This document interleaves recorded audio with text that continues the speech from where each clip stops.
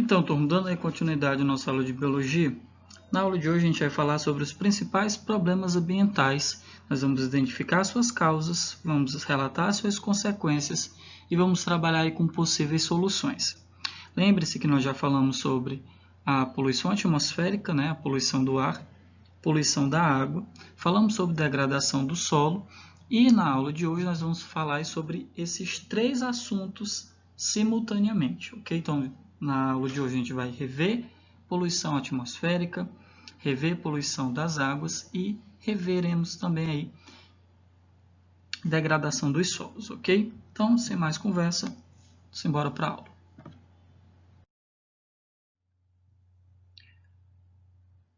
Então, turma, logo de cara aí nós estamos vendo aí uma paisagem antes de ser degradada, né, antes de sofrer aí a interferência da ação humana e as consequências aí da mudança que o homem consegue ocasionar em relação ao meio em que ele vive. Então a gente vê aí o depois, um ambiente completamente degradado, sujeira, água contaminada, com certeza o solo, por conta da presença desse lixo aí, também deve estar contaminado. Então aí a gente só vê o que? Destruição. Então, infelizmente, quando nós não tomamos aí as medidas cabíveis, né, a gente acaba ocasionando isso aí no nosso meio ambiente, infelizmente, né? Não é uma cena bacana de ser vista.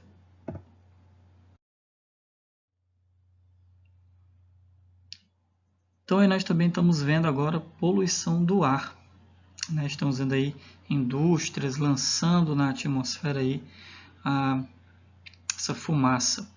E a gente sabe aí que essa fumaça pode conter aí substâncias poluentes que acabam aí diminuindo a qualidade do ar.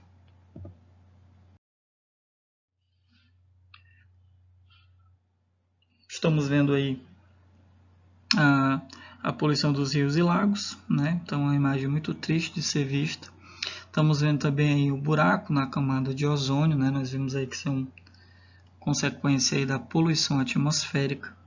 Então são cenas que realmente devem ser preocupantes de ser vistas. Não devem ser situações vistas com normalidade.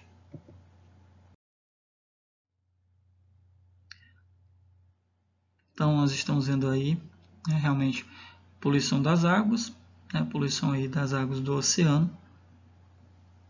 E isso tudo, como nós vimos, é consequência desse crescimento urbano, né?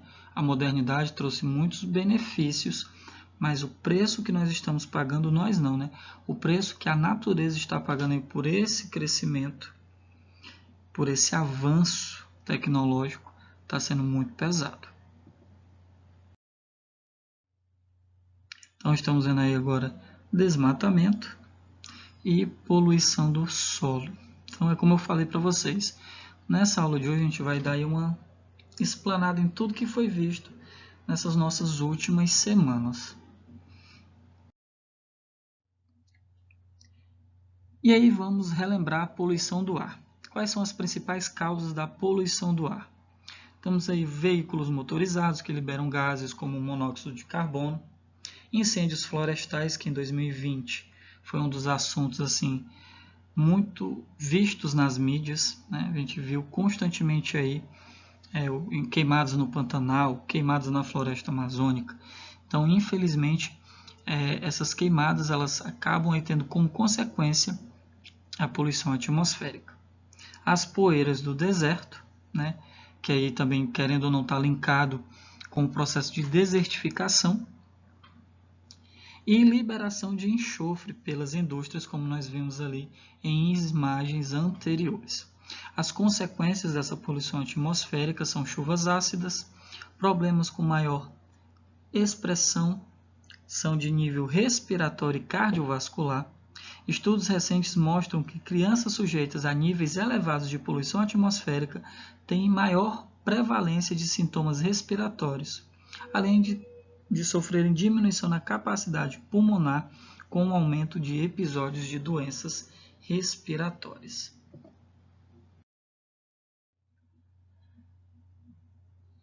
Ainda relacionado à poluição atmosférica, nós temos o efeito estufa. Quais são as causas do efeito estufa? Acúmulo de gás carbônico no ar devido ao aumento da combustão aí das indústrias, né? Como consequência do efeito estufa, né, em relação à saúde, muitos indivíduos estão sofrendo por problemas provenientes do aquecimento global. São cerca de 160 mil pessoas que morrem todo ano. As doenças variam desde a malária, a desnutrição, e esses números podem dobrar até 2020. Estudos dizem que as crianças em nações em desenvolvimento são as mais vulneráveis. A maioria das mortes estaria ocorrendo em países como África, América Latina e Ásia, devido à maior incidência de desnutrição, diarreia e malária, com temperaturas altas, enchentes e seca.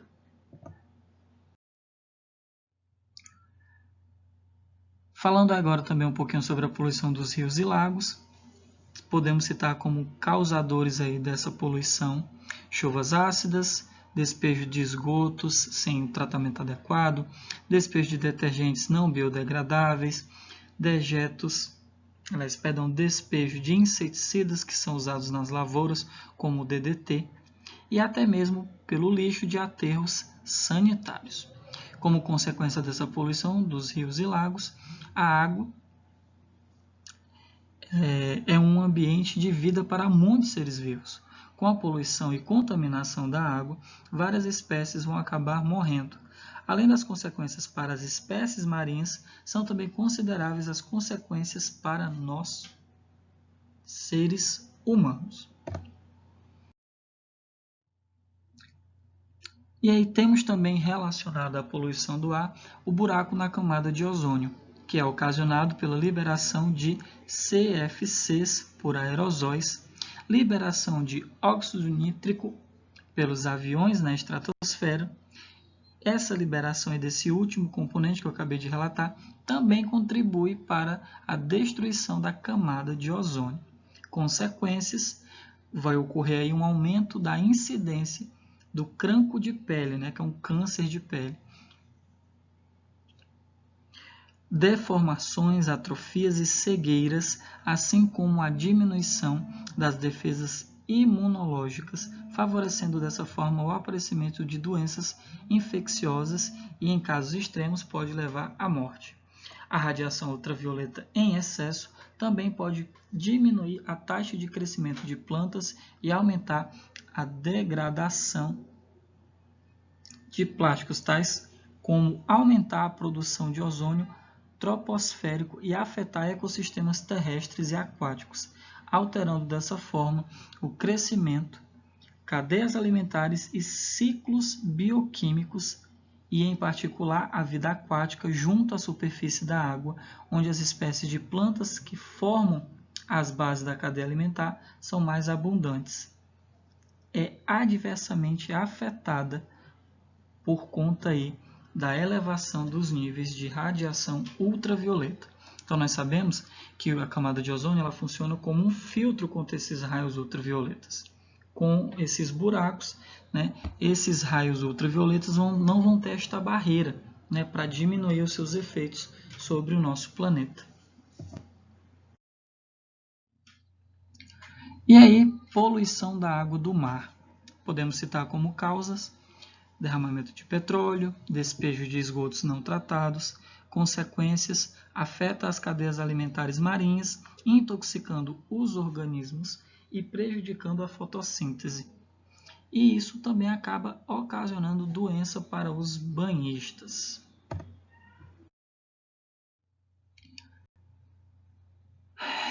E o crescimento urbano, né, turma? Causas do crescimento urbano.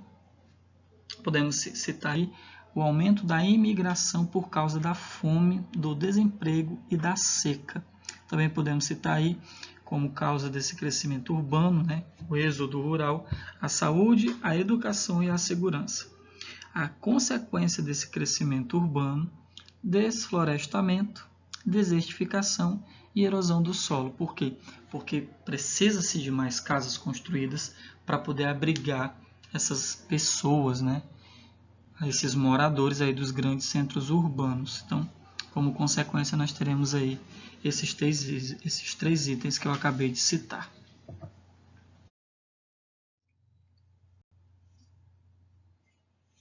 Desmatamento indiscriminado também é uma problemática aí constante que acaba aí abalando, né, o equilíbrio ecológico. Podemos citar aí como causas construção de casas, né, como nós vimos também lá no crescimento urbano, exploração de madeira, fabricação de cadeiras, fabricação de móveis, a própria agropecuária, construção de represas para usinas, mineração e dentre outros. Mas o que a gente deve focar mais é nas consequências desse desmatamento. Baixa o nível médio do lençol freático, hipermeabilização do solo também pode sofrer um abalo. Isso acaba provocando enxurradas nas encostas, em chuvas intensas.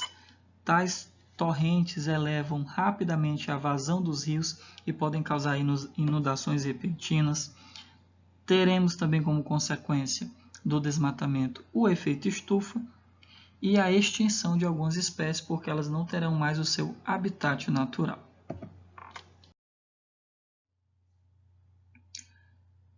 Poluição dos solos. Temos aí como algumas causas pesticidas usados na agricultura, né, por agricultores, os aterros sanitários, que são feitos aí de forma clandestina, incineração de resíduos. Então, tudo isso aí acaba contaminando, né, acaba prejudicando aí a qualidade do solo. Como consequência dessa poluição, nós podemos citar o envenenamento, ou seja, a contaminação dos lençóis freáticos, a desertificação do solo e a saturação do solo, deposição ou infiltração no solo ou no subsolo de substâncias ou produtos que vão poluí-lo, contaminação do solo com metano e dióxido de carbono. O solo acaba perdendo suas funções e qualidades devido à introdução de certos poluentes. A fauna, né, começa a sofrer as consequências, né, algumas plantas vão começar a morrer. A alteração da densidade e consistência do solo, há alterações na qualidade da água, na superfície e em correntes, aplicação direta de resíduos da terra, como por exemplo lamas de esgoto, produção e migração de gás nos aterros, conduzindo ao aumento da temperatura do solo. Então, tudo isso aí é consequência dessa contaminação dos solos. Soluções que nós podemos aí tratar, porque nós já falamos muito de causas e consequências, agora vamos aí para as soluções. Em relação à poluição do ar, possíveis soluções seriam diminuir o uso de combustíveis fósseis e aumentar o uso de biocombustíveis, instalação de sistemas de controle de emissão de gases poluentes por parte das indústrias, sempre que possível usar o sistema de transporte coletivo para diminuir a quantidade de carros circulando nas grandes cidades, não desmatar florestas, pelo contrário, devemos começar a efetuar o replantio dessas árvores que foram aí desmatadas, uso de técnicas limpas e avançadas na agricultura para evitar a emissão de carbono. Nós vimos aí que esse carbono em excesso acaba provocando o efeito estufa. Construção de prédios com implantação de sistemas que visem economizar energia. E aí a gente poderia citar o uso da energia solar, certo? Que é uma energia limpa, que não polui. Soluções aí para o efeito estufa. Os automóveis devem ser regulados constantemente para evitar a queima de combustível de forma desregulada. Então, esses carros devem passar por manutenções. Ampliar a geração de energia através de fontes limpas e renováveis, hidrelétricas, eólica e solar. Lembrando que a eólica e a solar elas seriam as mais adequadas, né? Porque nós vimos aí que no caso das hidrelétricas, para se construir uma usina hidrelétrica, a gente acaba ali modificando o ambiente no qual ela vai ser construída. E isso não ocorre no caso das energias eólicas e solar. O problema dessas duas energias é que elas são caras, né? Então ela não é acessível a toda a população. evitar ao máximo a geração de energia através de termoelétricas que se utilizam da queima de combustíveis fósseis, né?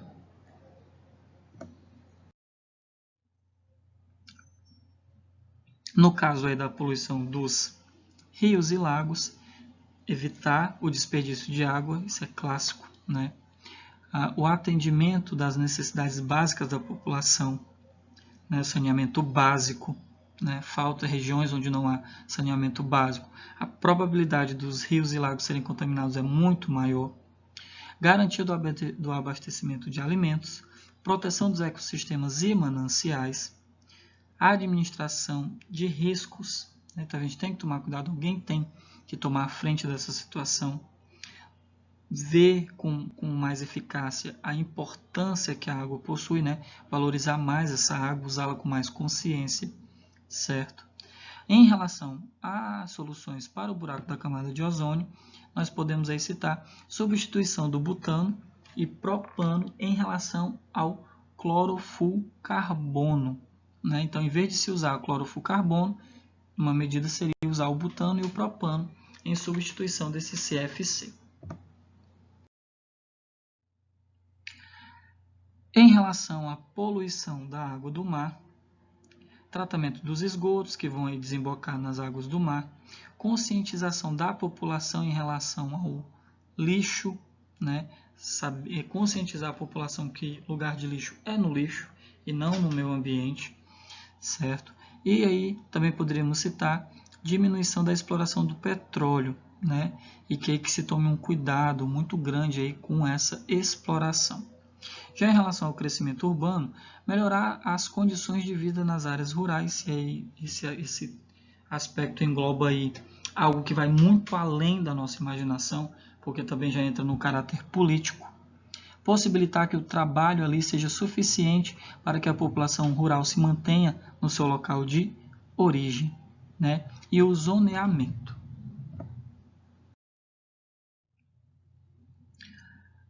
Para o desmatamento, a solução seria o reflorestamento, né, a educação ambiental e leis mais severas em relação a quem infringir aí essa lei. Existem leis, né, mas essas leis aí elas não são seguidas, porque aí não há uma punição severa para a quebra dessas leis. E no caso da poluição dos solos, tratar lixos e resíduos domésticos e industriais, colocar o lixo no recipiente adequado, né? Proteção aí das florestas, e aí entra mais novamente a questão política. Utilizar sempre que possível materiais reciclados e preferir produtos ecologicamente corretos. Colaborar na reciclagem de vidro, papel, cartão, alumínio, esses produtos que podem ser reciclados, certo? Então tudo isso aí vai acabar ocasionando uma diminuição na contaminação do solo. E aí, turma, passamos a nossa aula inteira vendo imagens ruins. Então, essa imagem aí seria o mundo dos nossos sonhos, um mundo sem poluição, um mundo sem contaminação, é um mundo onde nós e a natureza possamos viver em harmonia. Então, turma, agradeço a todos aí a participação, bom final de semana e até a nossa próxima videoaula.